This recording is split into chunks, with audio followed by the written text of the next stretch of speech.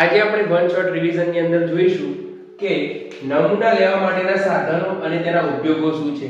તો ધ્યાન આપો, ડીપર્સ એટલે શું? ઊંડાણપૂર્વક નમૂનો લેવો હોય. હવે તમે અંદર જઈને તો ના લઈ શકો, એટલે લાંબા દંડી વાળું સાધન હોય, લાંબા હેન્ડલ વાળું સાધન જે ગ્રેપ સેમ્પલ લેવામાં કામમાં આવે.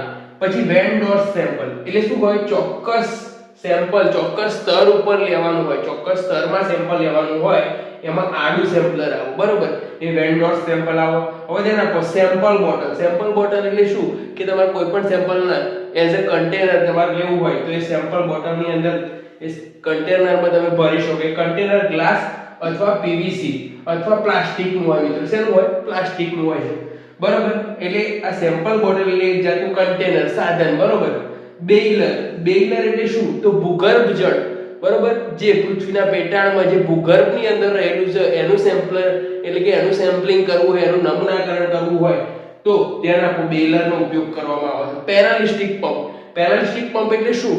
તો એ ફ્લો શું હોય મિત્રો? મોટરની અંદર ના જાય, આવી રીતે એક મિકેનિઝમ હોય આમ, બરોબર? વચ્ચેથી પાઇપ જતી હોય, એ પાઇપને દબાવો. આ એક મિકેનિઝમ શું કરે? પાઇપને દબાવો એનાથી શું થાય? પાણી ખેંચાય.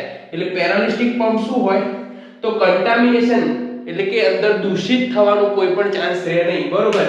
તો પેરાલિસ્ટિક પંપ વડે શું કરવામાં આવે છે?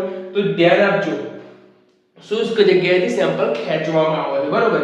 પછી કેમેરર બોટલ એટલે શું? તો કેમેરર બોટલ એટલે ઊંડા જળાશયોમાંથી નમૂના લેવામાં આ કેમેરર બોટલનો ઉપયોગ કરવામાં આવે છે.